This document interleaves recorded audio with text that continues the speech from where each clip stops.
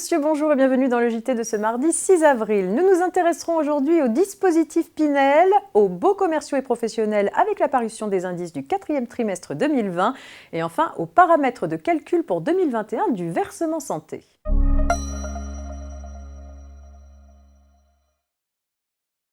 Un particulier qui acquiert ou fait construire un logement neuf pour le louer peut sous certaines conditions bénéficier de la réduction d'impôt Pinel. À titre expérimental et jusqu'au 31 décembre 2021, pour les logements situés en région Bretagne, la réduction d'impôt sur le revenu s'applique uniquement dans les communes se caractérisant par une tension élevée du marché locatif et des besoins en logement intermédiaire importants.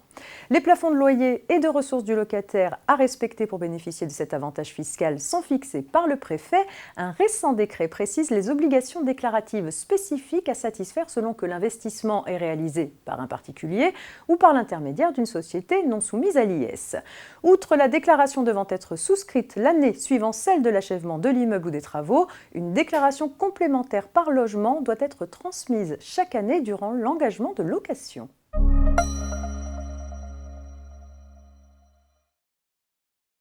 L'INSEE a publié les indices du quatrième trimestre 2020 permettant de calculer la révision du loyer des baux commerciaux et professionnels.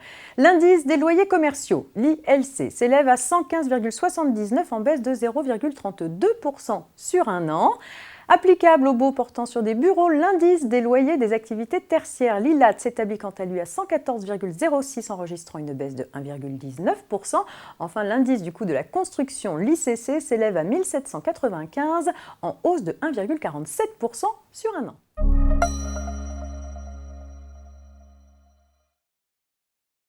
Le versement santé est une aide destinée au financement d'une complémentaire santé individuelle que les employeurs doivent verser à certains salariés, généralement en contrat court, qui demandent à être dispensés d'affiliation à la complémentaire santé d'entreprise.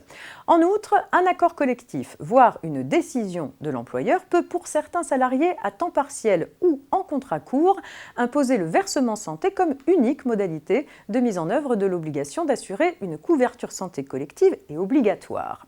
Les montants de référence du versement santé ou chèque santé ont été revalorisés pour l'année 2021 par un arrêté. Ils passent ainsi pour l'année 2021 à 17,84 € au lieu de 16,34 € et pour les salariés relevant du régime local d'Alsace-Moselle à 5,95 € au lieu de 5,45 €.